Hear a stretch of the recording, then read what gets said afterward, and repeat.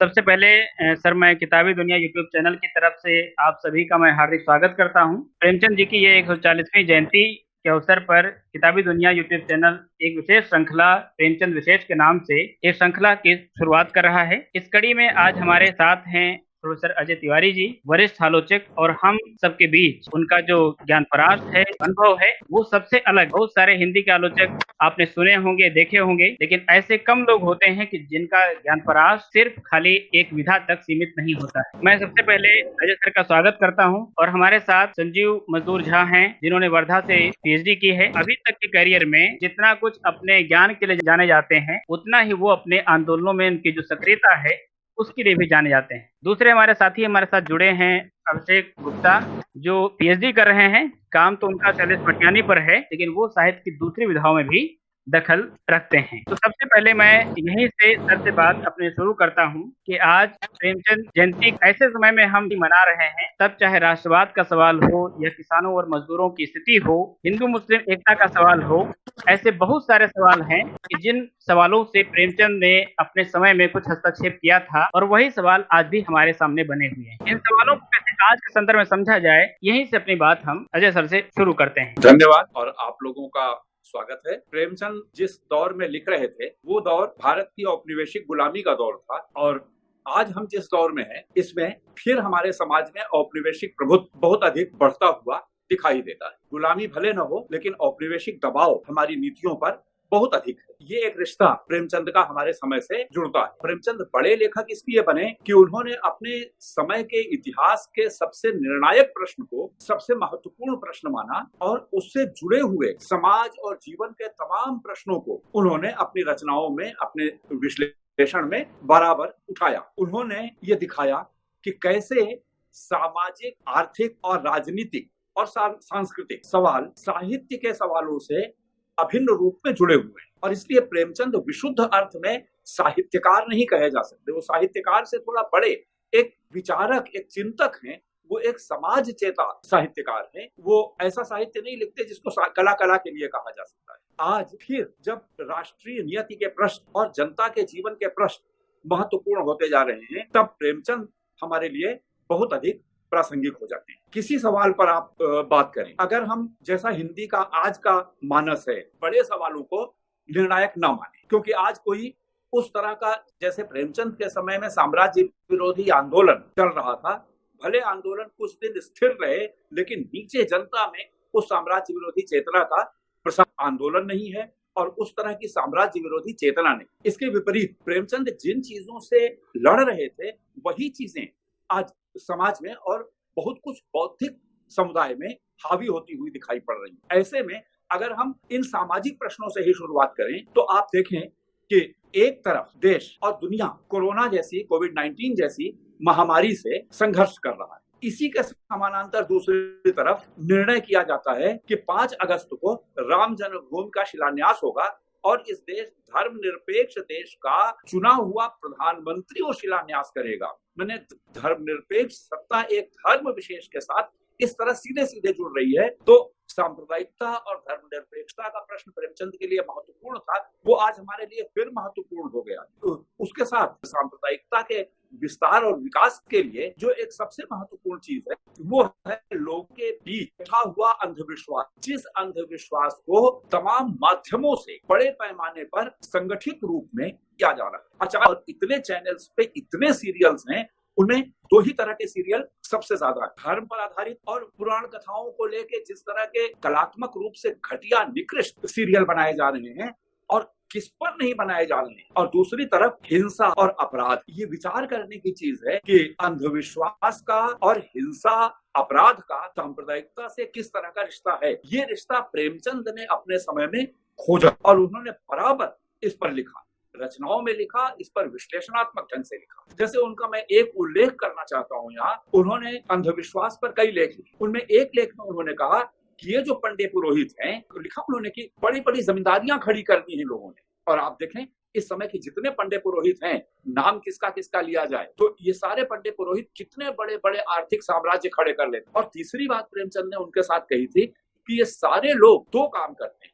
एक कि ये हर तरह का दुराचार, व्यभिचार, और अत्याचार करते हैं, अय्याशी करते हैं और पैशाचिकता करते हैं, पिशाच का काम करते हैं। यहाँ तक प्रेमचंद ने कहा है। आप देखें कि राम रहीम से लेके, आसाराम से लेके और रामपाल से लेके और कौन नहीं, ये इसी तरह के कृत्यों में, आर्थिक साम्राज्य खड़ा करने से लेके व्यभिचार, अय्याशी, पैशाचिकता के कार्यों में किस हद तक लिप्त होते हैं। दूसरी तरफ उन्होंने कहा कि ये सारे लोग उन सभी चीजों का विरोध करते हैं जो जनता के हित में, और जबकि पैसा ये जनता से ही पाते हैं, जनता ही इनको पालती अपने अंधविश्वास के कारण। और आप देखें कि ये सारे लोग मिलके सांप्रदायिकता के प्रसार में और राजनीति पर सांप्रदायिकता को प्रभुत्वशाली स्थिति में लाने में कितने निर्णायक रहे हैं। और ये संयोग की बात नहीं है कि एक विशेष राजनीतिक दल से इन सब का घनिष्ठ संबंध रहा है, उसके सारे नेता इनके दरबारों में हाजिरी देते रहे। वो राजनीतिक दल सांप्रदायिकता से ही सत्ता तक पहुंचता है। प्रेमचंद ने अपने समय के यथार्थ को देखते हुए जिन चीजों का विश्लेषण किया या जिन चीजों को उभार के लोगों के सामने रखा, वही सारी चीजें आज ज्यों की त्यों घटित होती दिखाई देती। अफसोस की बात यह है कि हम लोग प्रेमचंद को कुछ सूत्रों के माध्यम से समझने की कोशिश करते हैं, लेकिन उन सूत्रों के पीछे यथार्थ की जिस प्रक्रिया को प्रेमचंद ने देखा है, उस प्रक्रिया पर हम ध्यान नहीं देते। जिसका जैसे एक ही चीज का मैंने उल्लेख किया, ऐसे जिस चीज पर आप बात करेंगे प्रेमचंद एक सूत्र दे देते हैं कि सांप्रदायिकता संस्कृति की खाल ओढ़कर आती। अब हम लोग इस वाक्य को रट लेते, इस वाक्य के पीछे जो उन्होंने पूरी प्रक्रिया बताई है, उस प्रक्रिया को नजरअंदाज कर देते। इसी चीज को जड़ सूत्रवाद कहते हैं। जड़ सूत्रवाद भी एक तरह का अंधविश्वास पैदा करता है। जो इन चीजों से लड़ने वाले लोग हैं, उनमें भी आप ये नहीं पाते हैं कि वो इन सारी चीजों के अंतः संबंधों को, ये किस तरह की चीजें सब एक दूसरे से जुड़ी हुई, इनको लोगों के सामने उभारें, इसका प्रचार करें,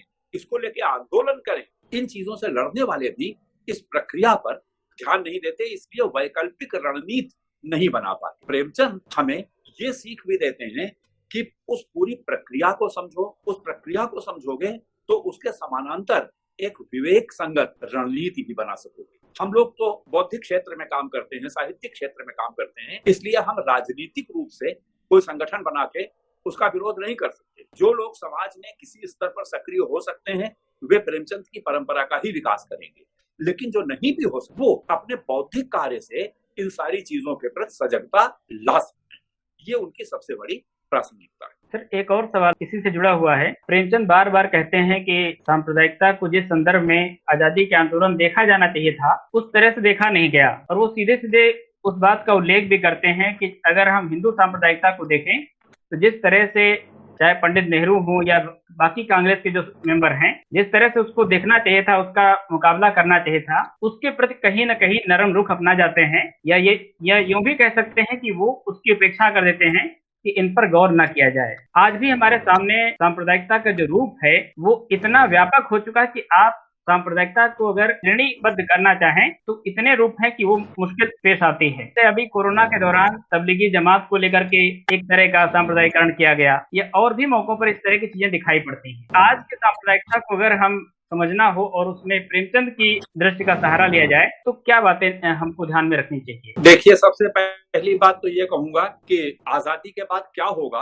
प्रेमचंद इसका पूर्वानुमान नहीं कर सकते थे, लेकिन उन्होंने बहुत चीजों में बहुत स्पष्ट रूप से कुछ भविष्यवाणियां कर दी। वो भविष्यवाणी के रूप में नहीं कर रहे थे, वो अपने विश्लेषण के क्रम में कि ऐसा होगा ये अनुमान कर रहे थे, लेकिन वो अनुमान बहुत सटीक। उसके पीछे कारण यह है, आप जानते हैं फ्रांस के बाद दुनिया में किसी भी पूंजीवादी क्रांति ने सामंती अवशेषों को पूरी तरह समाप्त नहीं किया, उल्टे सामंतवाद से समझौता किया। ब्रिटेन के पूंजीवाद में भी, अमेरिका में तो पूंजीवाद का खैर चरित्र ही बिल्कुल अलग है, क्योंकि बाहर से जाके उन लोगों ने बसाया था और मूल आबादियों को नष्ट कर दिया था। लेकिन यूरोप के बाकी देशों में आप देखिए, स्कैंडिनेवियन कंट्रीज को छोड़ बाकी उसने सामंतवाद से समझौता किया, सामंतवाद को पूरी तरह समाप्त नहीं किया। अगर सामंतवाद को समाप्त नहीं करेंगे तो सामंतवाद के जितने भी वैचारिक अवशेष हैं और सामाजिक अवशेष हैं वो भी बने रहेंगे। अंधविश्वास एक है, सांप्रदायिकता दूसरी है, क्योंकि धर्म की चेतना भी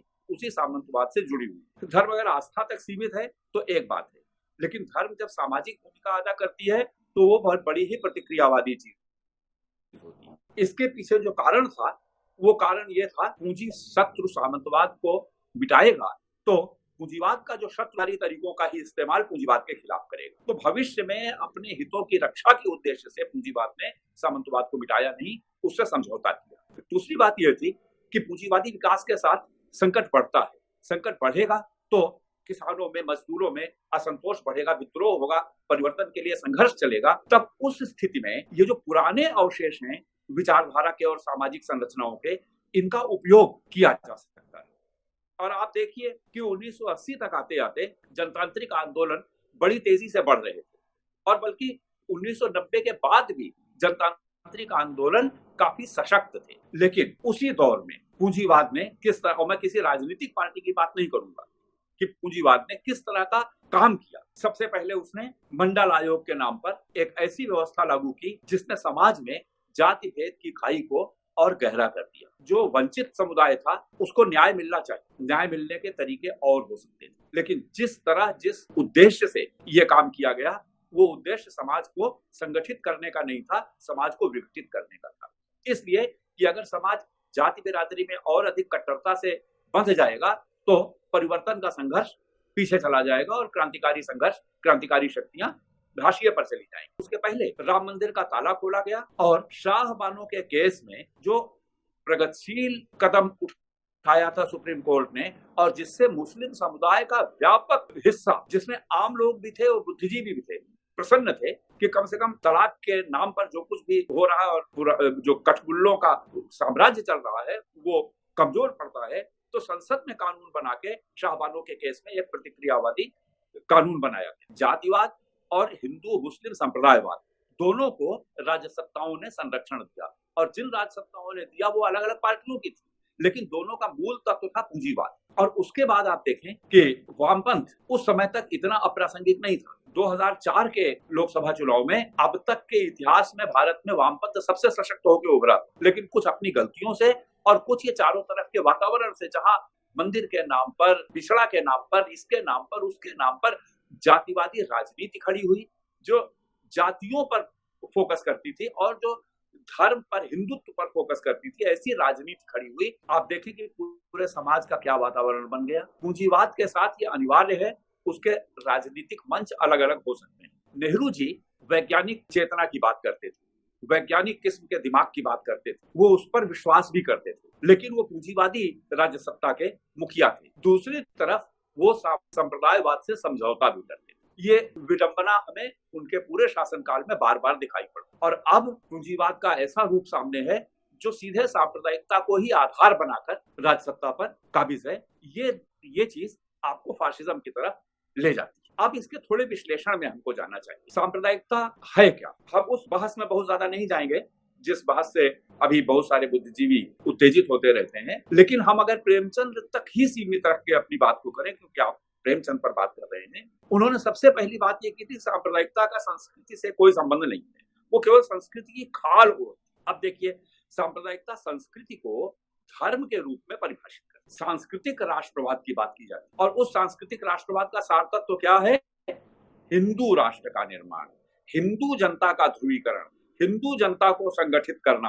तो अगर हिंदू जनता संगठित होगी तो वो जाहिर है कि जो अहिंदू है उसके विरुद्ध संगठित होगी। संस्कृति के नाम पर, सांस्कृतिक राष्ट्रवाद के नाम पर, धार्मिक आधार पर जनता को एकजुट करने का प्रयास कर, ये इसका पहला सार तत्व। प्रेमचंद ने इस बात को रेखांकित किया। उन्होंने ये बात बहुत साफ कही थी कि सांप्रदायिकता एक दूसरे के विरोध में लोगों को लड़ाती है और विदेशी शासन को स्थायी बनाना उसका उद्देश्य। और आज भी आप देखें, जो लोग सांस्कृतिक राष्ट्रवाद की बात करते हैं वही सबसे ज्यादा विदेशी पूंजी का स्वागत करते हैं, और जो राष्ट्रीय संसाधन समझौतावादी पूंजीवाद ने विकसित किए थे नेहरू जी के विनिवेश करके, ये चीजें कहाँ जा रही, और देशी पूंजीपति विदेशी पूंजीपतियों, इसलिए कोरोना काल में ही जो 5 समझौते बड़ी बड़ी अमेरिकन कंपनियों के साथ में है, अगर उनको ध्यान में रखें तो पता चल जाएगा कि भारत का जो बड़ा पूंजीपति है वो विदेश के और साम्राज्यवाद के बड़े पूंजीपति से हाथ मिलाने के लिए व्याकुल है। एक तरफ स्वदेशी की बात करें, लोकल को ग्लोबल बनाने की बात करें, दूसरी तरफ विदेशी पूंजी को, उसमें भी साम्राज्यवादी पूंजी को अपनी पूंजी के साथ और अपनी के साथ नत्थी करेंगे और अपने राष्ट्रीय संसाधनों को उनके हाथ में बेचने की कार्रवाई करेंगे। तो आज भी वो विदेशी शासन को न सही लेकिन विदेशी पूंजी को मदद कर रहे। ये प्रेमचंद ने लक्षित किया जो आज सटीक हूबहू लागू हो रहा है। दूसरी चीज प्रेमचंद ने उनका कि धर्म से कैसे संबंध हो सकता है। तो मुसलमान क्या खाते, प्रदेश में क्या खाते हैं, खान पान में मामूली अंतर के अलावा कुछ बहुत अंतर नहीं है। मामूली अंतर है, वो गोमांस को वर्जित नहीं मानते और हिंदू गोमांस को वर्जित मानते, लेकिन सारे मुसलमान गोमांस नहीं खाते। ये बात प्रेमचंद ने देखी थी और आज भी नहीं खाते। उन्होंने एक बहुत मार्मिक बात कही कि जो गरीब मुसलमान है वो गोमांस खाते हैं, इसलिए कि गाय का मांस दूसरे मांसों से सस्ता होता है। तो सस्ता गोमांस गरीब मुसलमान खाते थे, आज भी गरीब मुसलमान ही ज्यादा सस्ता गोमांस खाते हैं। और आप देखें कि गोमांस का अंतरराष्ट्रीय व्यापार करने वाले संगीत सोम जैसे और दूसरे तमाम लोग ये हिंदू हैं, और हिंदू ही नहीं, वो भारतीय जनता पार्टी के राष्ट्रीय सेवक संघ के नेता हैं। और दूसरी तरफ जिनके घर में गोमांस मिलने का शक जता के हत्याएं की गई हैं, वो गरीब लोग थे, बहुत गरीब लोग। जिस अखलाक की सबसे पहली हत्या हुई थी वो बहुत गरीब आदमी, मामूली आदमी। प्रेमचंद ने खान पान के इस वर्ग आधार को, अमीर और गरीब के भेद को इस खान पान में रेखांकित किया था, और वही बात आज भी लागू होती। फिर दूसरी तरफ रहन सहन के ढंग में उत्तर प्रदेश के हिंदू और मुसलमानों में क्या फर्क, मद्रास के हिंदू मुसलमानों में क्या फर्क। इसी तरह से भाषा, और भाषा संस्कृति का आधार, संस्कृति की पहचान सबसे निर्णायक रूप में भाषा से होती है, यानी भाषा निर्णायक है, आधार है। मुसलमान को, अवध का मुसलमान क्या बोलता है, उर्दू बोलता है। चेन्नई का मुसलमान क्या बोलता है, उर्दू बोलता है। बंगाल का मुसलमान क्या बोलता है, कश्मीर का मुसलमान क्या बोलता है। मुसलमान प्रादेशिक भाषाएं बोलते हैं, जिनको हम जातीय भाषाएं कहते हैं। अलग अलग संस्कृतियों से जो भाषाएं विकसित हुई हैं, वहां का मुसलमान उन्हीं भाषाओं का प्रयोग करता है जैसे दूसरे हिंदू और दूसरे लोग करते हैं। इलाहाबाद के सिख भी इलाहाबादी अवधी बोलते हैं, मुसलमान भी बोलते हैं, हिंदू भी बोलते हैं, जैनी भी बोलते हैं, सब बोलते हैं। भाषा का संबंध धर्म से नहीं है, संस्कृति से है, और संस्कृति स्थानीय होती है, जातीय होती है, धार्मिक नहीं होती। प्रेमचंद ने यह बात काफी उदाहरण और तर्कों के साथ स्पष्ट की। फिर उन्होंने कहा कि संस्कृति का संबंध इन सब के अलावा कलाओं से होता है, जिनमें संगीत है और शिल्प है, चित्रकला है, और इतिहास से लेके आज तक आप देखिए, क्या हिंदू संगीत और मुसलमान संगीत अलग है? हिंदू चित्रकला और मुसलमान चित्रकला अलग है?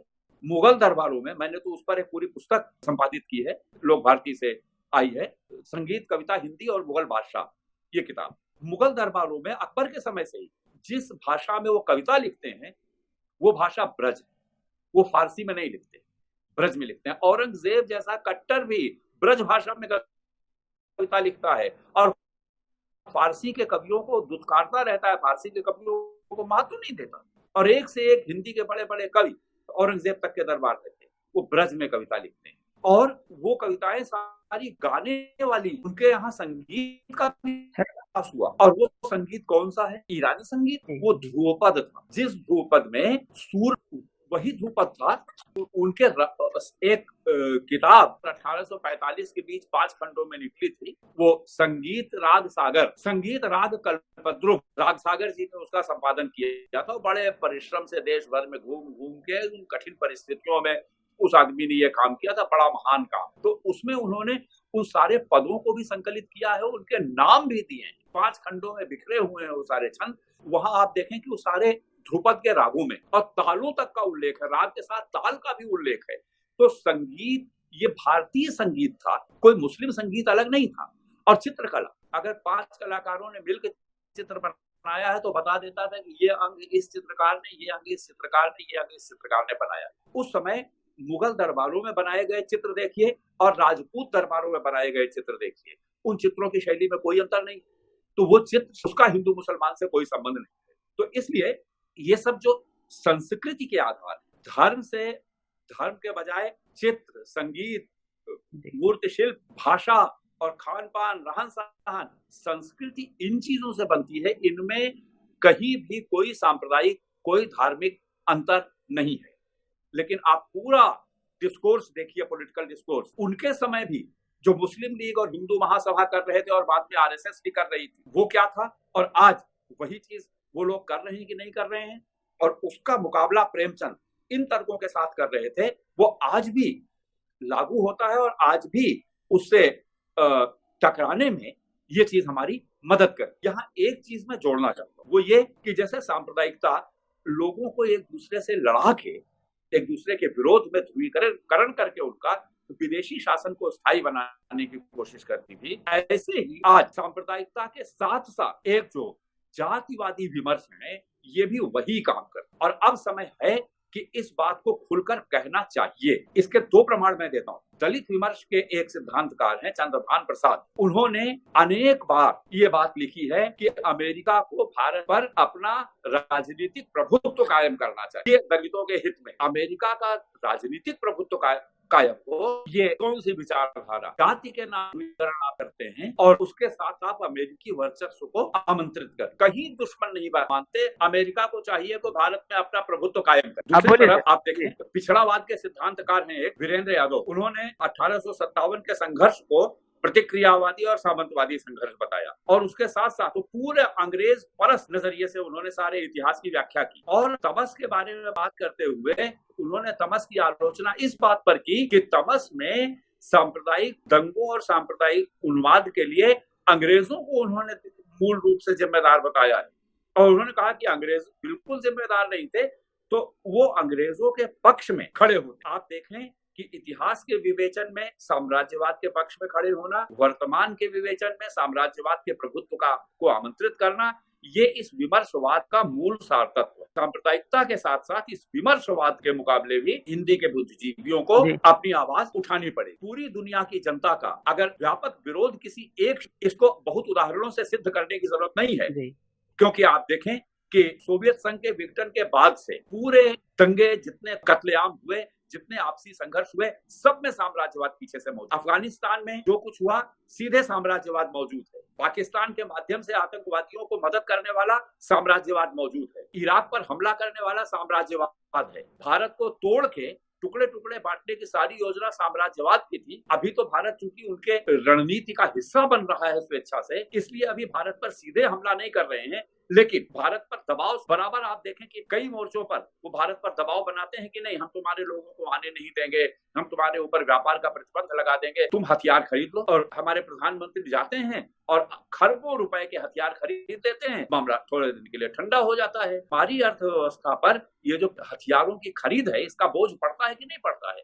ये तो हर देश में अपने आर्थिक प्रभुत्व के लिए साम्राज्यवाद दखलंदाजी करता है, कहीं सैनिक रूप से, कहीं राजनयिक रूप से, कहीं किसी रूप में, कहीं किसी रूप में, कहीं आतंकवादी भेज के। दुनिया की जनता का एक दुश्मन साम्राज्यवाद।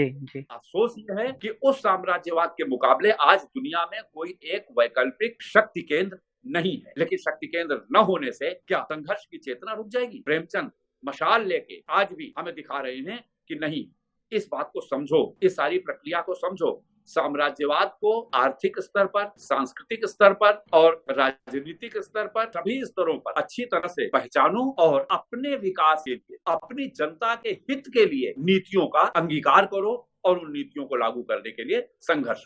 अपने निबंध में कहते हैं कि जो सांप्रदायिकता का आधार है वो इस समाज का मध्य वर्ग है या उच्च वर्ग है, जबकि सांप्रदायिक दंगों का जो शिकार है वो सबसे ज्यादा समाज के निम्न वर्ग को होता है, जिसमें किसान मजदूर सबसे ज्यादा प्रताड़ित होते हैं। आज जब हम कोरोना काल में इस बात को देख रहे हैं, चाहे सबरीमाला का केस हो या तबलीगी जमात का हो, इसमें हम बार बार देखते हैं कि कुछ खास लोग हैं कि जो दोनों तरफ से इन बातों को उठाते रहते हैं। क्या सांप्रदायिकता का जो आधार, उसको समझने के लिए यही टूल्स काफी है या सांप्रदायिकता का जो उसका विकास है किसी और भी दृष्टि से समझने की जरूरत है? लिखे हुए में वो ये सब बातें उन्होंने 1934 में लिखी। 34 से अब तक कितने बरस बीत गए? 85-86 साल बीत गए। आजादी को भी लगभग 73-74 साल हो गए। परिवर्तन तो बहुत आया, लेकिन अगर मूल रूप से देखा जाए तो उस मूल बात में फर्क नहीं आया। दूसरा फर्क एक अलग आया है, लेकिन मूल बात यह है कि आप देखें कि सांप्रदायिक पार्टियों का जो संगठन होता है वो उस संगठन में कौन लोग हैं? वो मुख्य रूप से मध्य वर्ग के लोग होते हैं। सारी सांप्रदायिक पार्टियों में, चाहे हिंदुओं के हों चाहे मुसलमानों के, उन सांप्रदायिक पार्टियों के पदाधिकारी करता धरता मध्य वर्ग। लेकिन उस सांप्रदायिकता को संरक्षण कौन देता है?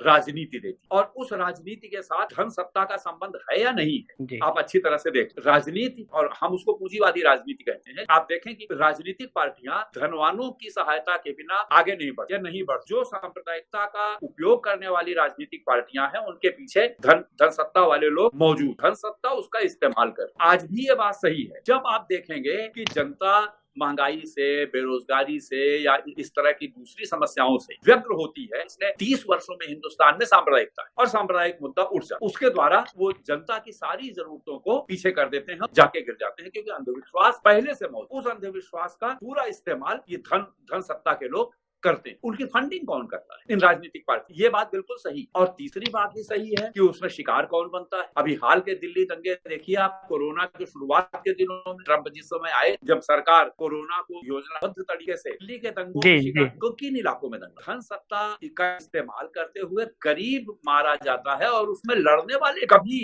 मुसलमान रहे। वहां गुंडों के संगठित गिरोहों ने हमला किया और हत्याएं, और मारे गए सारे गरीब। अब व्यापते हैं दंगों में।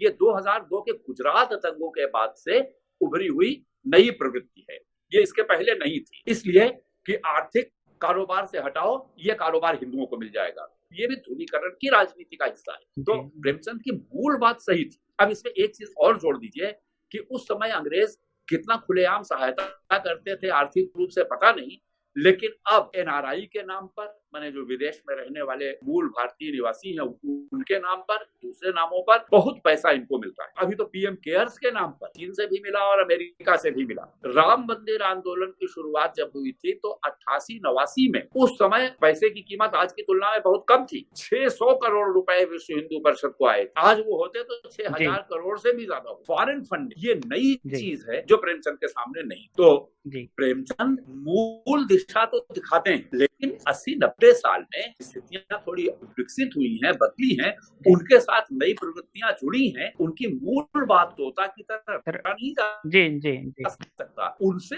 हम संकेत ले सकते हैं। प्रेमचंद एक जगह लिखते हैं वो कि जो सांप्रदायिक पार्टियां हैं वो कुछ अफवाहें पहले फैलाती हैं।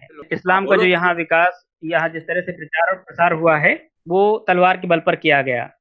प्रेमचंद लिखते हैं कि कोई भी जो धर्म है वो तलवार के बल पर नहीं फैलता है। अगर हम भारतीय समाज को देखें तो पता चल जाएगा कि सच्चाई क्या है। वो उल्लेख करते हैं कि जो निम्न जातियां थी उनके साथ जो सवर्णों का, उच्च वर्ग का जो व्यवहार था, उसके कारण ही यहाँ पर इस्लाम का विकास हुआ, इस्लाम का फैलाव हुआ। एक और बात कहते हैं कि बौद्ध धर्म के आने के बाद कुछ चीजें सुधरी, लेकिन बाद में बौद्ध धर्म पर उन्हीं लोगों का आधिपत्य हो गया और लिहाजा इसके बाद ही इस्लाम के फलने फूलने का एक मौका मिल गया। आज जब हम देखते हैं कि जिस तरह से समस्याओं को देखा जा रहा है, बार बार इतिहास की बात की जाती है और इतिहास का जो रूप हमारे सामने है, ऐसे में समस्या खड़ी हो गई कि आखिर में इतिहास का कौन सा रूप हमारे बीच होना चाहिए जो हमारे समाज को जोड़ने का काम करे और किस इतिहास से हमको बचाए। देखो, तुम जो सवाल कर रहे हो इसमें दो अलग अलग बातें जुड़ी हुई है। प्रेमचंद ने इन चीजों पर लिखा है, ये बिल्कुल सही, लेकिन इसमें उसकी तरकीब की चर्चा की है प्रेमचंद ने। ये दोनों बातें उसकी तरकीब, कहा कि ये एक बहुत बड़ा भ्रम फैलाया गया है कि एक हाथ में कुरान एक हाथ में तलवार लेके इस्लाम का क्या हुआ। कहा कि बिल्कुल गलत बात है, संभव ही नहीं। उन्होंने भी यही कहा कि ये संभव ही नहीं, और उन्होंने बहुत स्पष्ट से सामंत वर्ग का नाम लिया कि सामंती उत्पीड़न से जो पीड़ित लोग थे वो इस्लाम में चले गए, वहां उनको कम से ही शुरू होता। और विवेकानंद ने भी इतिहास को पढ़ा होगा, तब वो इस नतीजे पर पहुंचे होंगे।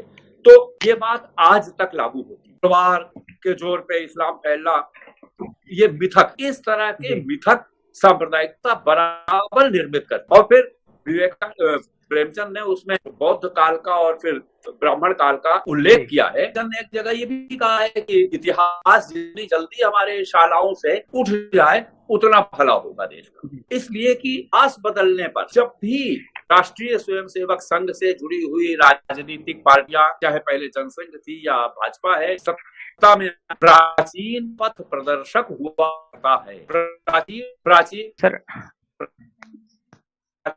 जी सर, बोलिए। उसमें द्वेष और भेद भरकर भविष्य को भुलाया जा सकता। 2020 संजीव, आपको आवाज आ रही है? ने सन 34 में कहा था कि प्राचीन को द्वेष और भेद से दूषित किया जाता है और यही भारत में हो रहा है। 2020 के भारत में भी आप देखें यही। जैसा कि प्रेमचंद के संदर्भ में शुरुआती दौर में बातचीत करने के क्रम में जैसा कि आपने कहा कि प्रेमचंद साहित्यकार से थोड़े बड़े हैं और स्वाभाविक रूप से उन्होंने जिस तरह से मान्यताओं से आगे निकल करके वो लिखते रहे, इससे यह साबित भी होता है। उन्होंने ये बात भी कई जगह कही है कि सीमाओं के उल्लंघन में ही सीमाओं की मर्यादा है। मेरा सवाल यह है आपसे कि प्रेमचंद के उपन्यास के क्रम में जब हम बात करते हैं तो जैसा कि पहले से बात होती आ रही है कि ये उपन्यास का संबंध मध्य वर्ग से अधिक जुड़ा हुआ है, लेकिन हम उनके उपन्यास में किसान जीवन को भी उतने ही गहराई से महसूस करते हैं। इस संदर्भ में उनके लेखन क्रम को आप किस रूप में देखते हैं? पहली बात यह कि उपन्यास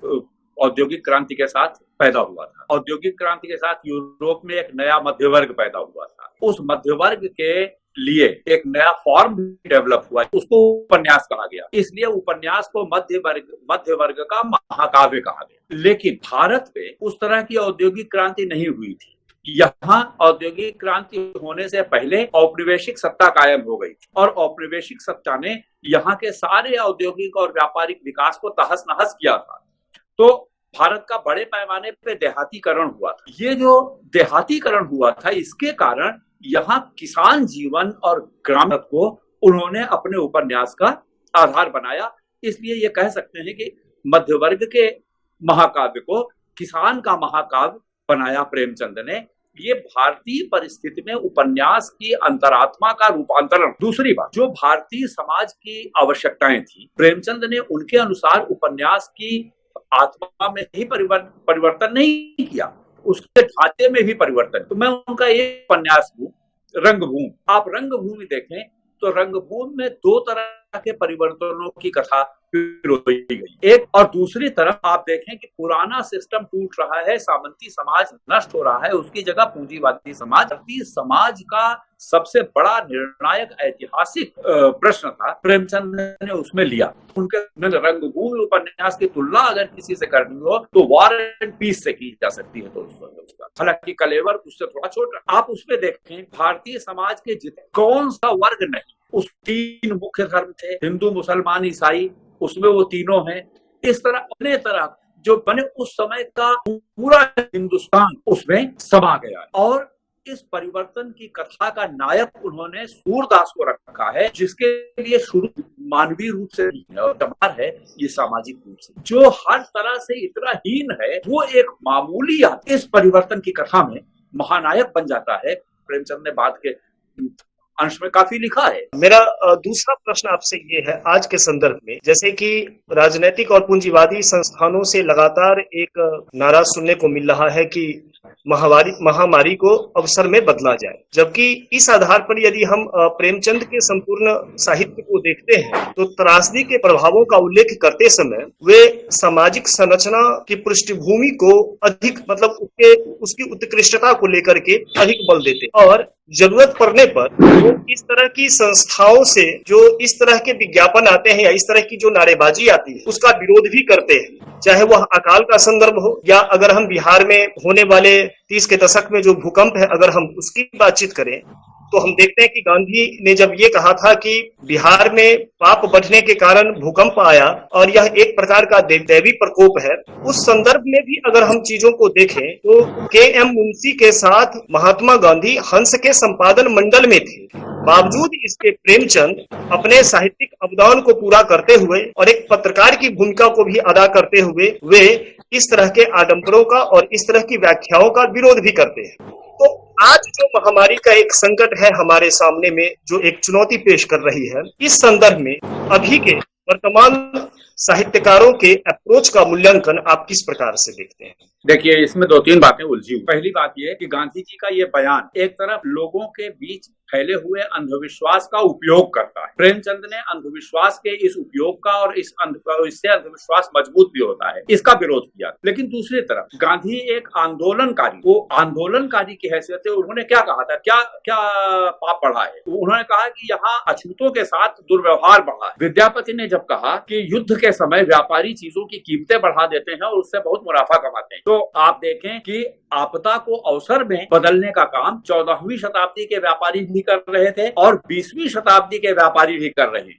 जिस नेता ने यह नारा किया आपदा को अवसर में बदलो, वो नेता इस समय सबसे बड़ा देश का जो सबसे बड़ा पूंजीपति है, उसके माल का विज्ञापन करता है, जियो का विज्ञापन प्रधानमंत्री की हैसियत से। तो इसलिए कि आपदा को अवसर में कौन बदलता है? सड़क पे मर रहे हैं, भूखे हैं, प्यासे हैं, रेल से कट जा रहे हैं, बच्चों को सूटकेस पे लिटा के खींच रही है माँ, मतलब और छाले पड़े हुए पैर से वो लगड़ाते हुए चल, माने एक तरफ आपदा का ये भयावह रूप है और दूसरी तरफ आपदा को अवसर में बदलने वाले लोग। एक आखिरी प्रश्न है त्वरित प्रतिक्रिया और विधा की संरचना के संदर्भ में। किसके? जैसे कि कहानी और त्वरित प्रतिक्रिया और विधा की जो एक अपनी संरचना है उसके संदर्भ में। जैसे कि कहानी और उपन्यास की एक अपनी रचना प्रक्रिया है, तो स्वाभाविक है कि जो घटनाएं घट रही हैं और उन पर जो कहानियां या जो उपन्यास लिखे जाते हैं, जिस दौर में भी, आज के दौर में भी,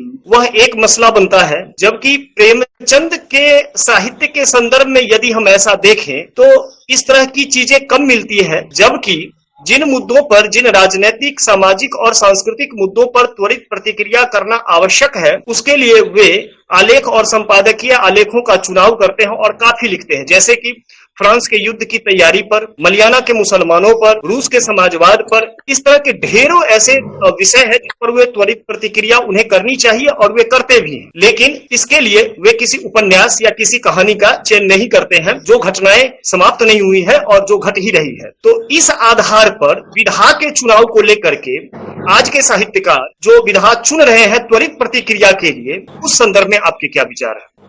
देखिए, ये प्रश्न थोड़ा जटिल है। प्रतिक्रिया साहित्य में नहीं, और प्रेमचंद ने भी नहीं की, दूसरों ने भी नहीं। लेकिन तात्कालिक घटनाओं पर साहित्य लिखने की प्रथा केवल आज की नहीं, इसलिए कि घटनाओं पर तात्कालिक प्रतिक्रिया कलात्मक रचना का विषय नहीं होता।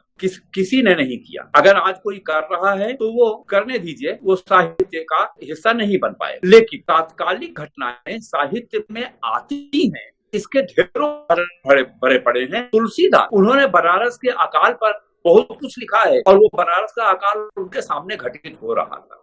उसी तरह भारतेंदु ने बहुत सारी ऐसी रचनाएं लिखी हैं। अग्रवाल की एक महान कविता है, बंगाल का अकाल, बाप बेटा बेचता है भूख। तात्कालिक घटनाओं पर रचनाएं लिखी जाती है। कैथरीन थॉमा ने एक बहुत अच्छा लेख लिखा था, उसमें उसने कहा था कि प्रेमचंद की बड़ी भारी विशेषता ये थी, वो 1920 के आसपास से, यानी प्रथम विश्व युद्ध के अंतिम दौर से जो यहाँ तक का कार्यक्रम शुरू किया था अंग्रेजों ने, उस कोरोना चल रहा है, कोरोना पर बहुत सारा लिखा जा रहा है। बहुत तो लोग इस पूरे धारा के लिए एक अलग, इस साहित्य के लिए एक अलग नाम ही, जैसे हमारे मित्र प्रोफेसर शिव प्रकाश शुक्ल ने कोरोजीवी साहित्य का नाम दिया है। तो ये सारे प्रयत्न चल रहे हैं, लेकिन इनमें जो रचनाएं उस मार्मिक बिंदु को, मानवीय बिंदु को इतिहास के फलक से जोड़ देंगी, वो रचनाएं रह जाएंगी, वो रचनाएं होंगी। बाकी ठीक है, प्रतिक्रिया तो टिप्पणी के रूप में अखबारों में यहाँ वहां बहुत होती है, और अब तो सोशल मीडिया ने यह मंच दे दिया है कि हर आदमी जो कुछ भी चाहे तुरंत व्यक्त कर सकता है। लेकिन तात्कालिक घटना से साहित्य का संबंध होता है, और जो साहित्य तात्कालिक घटना की उपेक्षा करता है वो महत्वपूर्ण नहीं होता।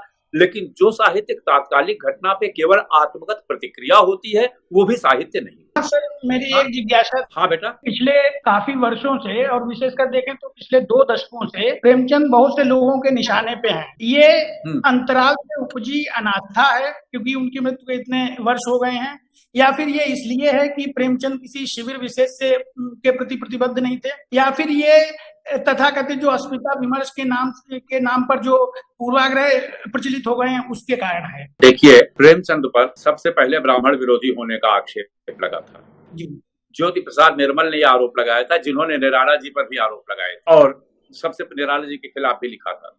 तो उस समय की रूढ़िवादी और प्रतिक्रियावादी सांस्कृतिक शक्तियां अब उस समय के अग्रगामी क्रांतिकारी साहित्य का विरोध कर रही। अब उसी तरह की प्रतिक्रियावादी शक्तियां जाति के नाम पर उभरी हैं, चाहे वो पिछड़ावाद के नाम पर उभरी हो, चाहे वो दलितवाद के नाम पर उभरी हो। दलितवाद मैंने सारे दलित प्रतिक्रियावादी नहीं है, उनमें बहुत क्रांतिकारी विचारक हैं। तेलतुंबड़े जैसे लोग हैं, उसमें एच.एल. दुसाध जैसे लोग हैं, उसमें दारापुरी जैसे लोग हैं।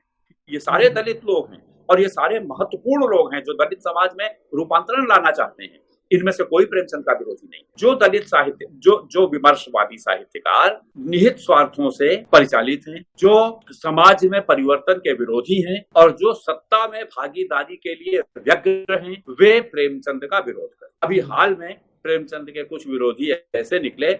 एक हैं जिन्होंने ठेकेदारी से पैसा कमाया और उनको प्रेमचंद का साहित्य कूड़ा लगता है। एक उन्हीं के सहोदर एक दूसरे हैं जो उनसे आगे बढ़ के रामविलास शर्मा को सुपारी किलर कहते हैं। वो अपने ऊपर पैसा दे के अपने ऊपर विषांग निकालते हैं, ऐसा आरोप लगाया जाता है। ऐसा कई लोगों ने व्यक्त भी किया। आप देखें कि जो किसी न किसी निहित स्वार्थ से परिचालित है, वो इस क्रांतिकारी साहित्य का विरोध। धर्मवीर पुरुषों के वर्चस्व के हिमायती थे और वो प्रेमचंद को सामंत का मुंशी कहते थे। जरा ये वर्ग चरित्र देखिए कि प्रेमचंद में इनके निहित स्वार्थ क्या है। साहित्यकार निहित स्वार्थों का खंडन करता है। साहित्यकार का तो अपना भी निहित, और इसीलिए प्रतिशोध नहीं लेता किसी चरित्र से। आप देखें गोदान के राय साहब से भी प्रेमचंद प्रतिशोध नहीं लेते। उनकी चालाकियां भी दिखाते हैं, उनका दोमुहापन भी दिखाते हैं, करने का निर्देश भी देते हैं, लेकिन उनकी मानवीय परेशानियां भी दिखाते हैं। उनकी बेटी किस तरह से विधवा हो जाती है और जो उनके साथ घटित होता है, आप देखें अंत में, तो वो सभी चरित्रों में अपनी आत्मा का विस्तार करता है, उनको मनुष्य के रूप में चित्रित करता है। लेकिन आप प्रेमचंद के विरोधियों को देखिए, वो अपनी विमर्श यही है। तो इसलिए आप देखें कि इनके निहित जो अपने मय के सांचे में साहित्य का निर्माण करता है और साहित्य का मूल्यांकन करता है, वो प्रेमचंद का विरोधी होगा, क्योंकि वो निहित स्वार्थ है। साहित्य निहित स्वार्थ के विरुद्ध होता है।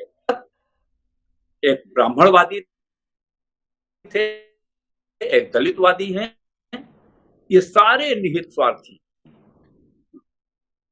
प्रेमचंद के विरोधी हैं। और प्रेमचंद के साहित्य का उज्जवल पक्ष इससे और ज्यादा उद्घाटित होता है कि निहित स्वार्थी प्रेमचंद से आज भी घबराते हैं। सर, एक प्रश्न ये था, प्रेमचंद की जो जनवादी कथाधारा की जो परंपरा है, उसमें आप, क्योंकि उसमें बहुत सारे ऐसे लेखक हैं जो लक्षित नहीं किए गए, जो हाशिए पर रह गए, उस कथा परंपरा में आप किन किन लेखकों को देखते हैं? विशेष रूप से मैं उन लोगों के बारे में जानना चाहता हूँ जो अभी नहीं किया गया। देखिए, नाम गिनाने में बहुत खतरा होता है, लेकिन दो बातें कहूंगा। पहली बात ये कि प्रेमचंद ने भारतीय गांव और भारतीय किसान को कथानक बना दिया। इसके बाद एक आंचलिकता की धारा चली जिसने किसानों पर फोकस किया, गांव पर फोकस किया, तो उसको भी प्रेमचंद की परंपरा से जोड़ा गया। रेणु के उपन्यास में लिखा ही गया है कि प्रेमचंद की परंपरा का उपन्यास, प्रेमचंद की परंपरा का ऊपर गांव पर लिखा हुआ सारा साहित्य प्रेमचंद की परंपरा नहीं। तो देखते हैं और उस द्वंद्व से उत्पन्न होने वाले घटना चक्र को भी देखते हैं, उसका तटस्थ होकर चित्रण करते हैं, फिर मूल्यांकन करने के लिए एक आधार भी दे देते हैं। हालांकि अपनी भावना से वो किसी चीज को विकृत नहीं करते। लेकिन महिला आंचल में या उसके बाद परती परिकथा में कथाकार अपनी भावना के रंग में रंग के यथार्थ को विकृत करता है, और जो यथार्थ मर रहा है, जो मरणासन्न यथार्थ है, उस यथार्थ से उसकी ममता इतनी ज्यादा है कि मरण बोध उनके सारे कथानक पर छा जाता है। इस मरते हुए यथार्थ से ममता, ये प्रेमचंद की दृष्टि का विलोम है। केवल गांव का चित्रण करने से वो प्रेमचंद की परंपरा नहीं होता। दूसरी तरफ हम नागर जी की बात नहीं करेंगे, हम यशपाल जी ने तो खैर अलग ढंग का ढांचा ही बनाया था। हम भीष्म साहनी की बात भी नहीं करेंगे। भीष्म साहनी पर मैंने लिखा है लेकिन जीवन को देखने की दृष्टि और पद्धति वो प्रेमचंद से जुड़ती है। हम बिल्कुल आज के उपन्यासकार असगर वजाहत को ले, असगर वजाहत के उपन्यास देखिए, कोई उनके बारे में प्रेमचंद किया तो प्रेमचंद जो हमारे यहाँ लोक कथा की शैली थी उसका उपयोग करते हैं, यानी जो गांव में किस्से होते हैं उन किस्सों की शैली का उपयोग करते हैं। आप उनके उपन्यास कहीं से पढ़ना शुरू कीजिए, आपको पूरा आनंद आता है। ये जो किस्सा गोई है, किस्सा गोई प्रेमचंद में थी, ये असगर वजाहत आज के उपन्यासकार है, बीच में तो बहुत लंबी परंपरा है, वो इस्तेमाल करते हैं।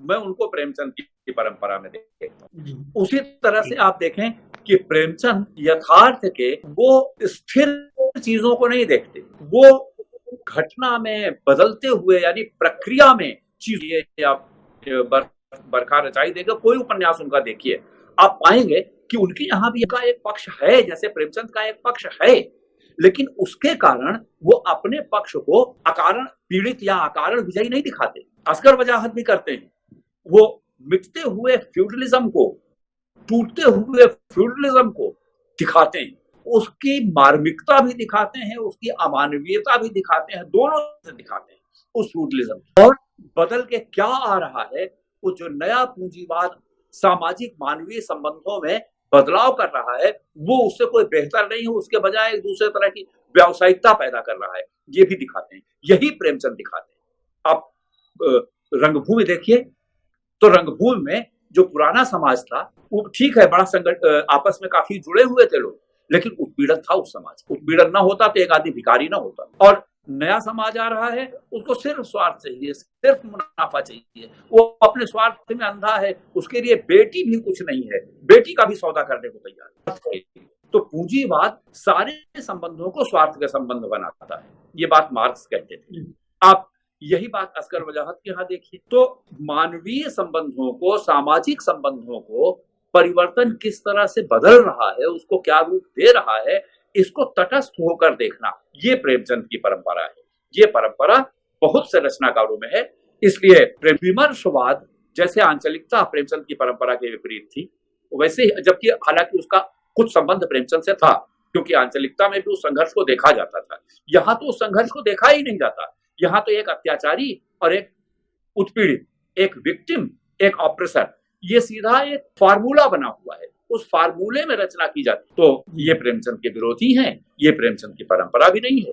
लेकिन दूसरे प्रेमचंद की परंपरा, उसमें दलित लेखक, उसमें तमाम दलित लेखक हैं, मैंने ओम प्रकाश वाल्मीकि जैसे लेखक भी हैं उसमें, तो इसलिए वो जाति धर्म से सीमित नहीं है। असगर वजाहत का मैंने नाम लिया, वो हिंदू नहीं है, तो इसलिए वो जाति धर्म से प्रेमचंद की परंपरा का संबंध नहीं है। जो लोग उसको जाति धर्म में बांध रहे हैं वो प्रेमचंद के दुश्मन हैं, प्रेमचंद की परंपरा के दुश्मन। एक सवाल सर एक और है, इससे जुड़ा हुआ है। प्रेमचंद ने एक लेख लिखा था साहित्यिक गुंडापन, और उसमें उन्होंने एक बात कही थी कि कुछ पत्रिकाएं हैं जो उनके जो संपादक हैं वो अपने मालिकों को खुश करने के लिए कुछ अजीबोगरीब तरह के विशेषांक निकालते रहते हैं, कुछ ऐसे लेख छापते हैं कि जो लोगों के बीच चर्चा का विषय बनते हैं, लेकिन उनका कोई मतलब नहीं होता है। आज हिंदी की बहुत सारी पत्रिकाएं हैं और उनके संपादक हैं जो इसी तरह से विशेषांकों की एक नई परंपरा शुरू कर रहे हैं, जहां एक ही व्यक्ति पर 3-3 अंक निकाले जा रहे हैं। कई बार कुछ खास तरह के उसमें लेख होते हैं, इसको सर कैसे इसको समझा जाए? आपने बिल्कुल सही सवाल उठाया, लेकिन आप देखिए कि जिस तरह प्रेमचंद के समय का समाज नहीं बदला,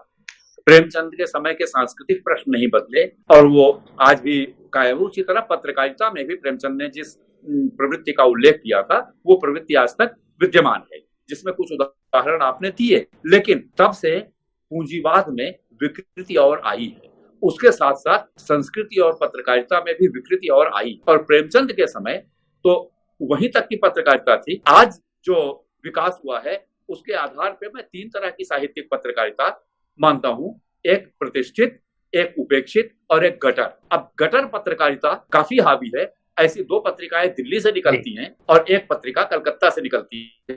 जी सर। मैं पत्रिकाओं का नाम नहीं ले रहा हूं, लेकिन वो कौन सी पत्रिकाएं हैं आप सब लोग समझ सकते हैं। सर, किताबी दुनिया यूट्यूब चैनल की तरफ से बहुत बहुत धन्यवाद। आपने आज जो बातें कही हैं वो निश्चित रूप से कुछ नए विमर्श खड़े करेंगी। मैं दर्शकों से ये अनुरोध करूंगा कि अपनी सहमतियां और असहमतियां कमेंट बॉक्स में जरूर लिखें, जिससे हम नए जो सवाल हैं उनको नए तरीके से संदर्भित कर सकें। आपका सर बहुत बहुत धन्यवाद। आपका भी बहुत धन्यवाद। जी धन्यवाद।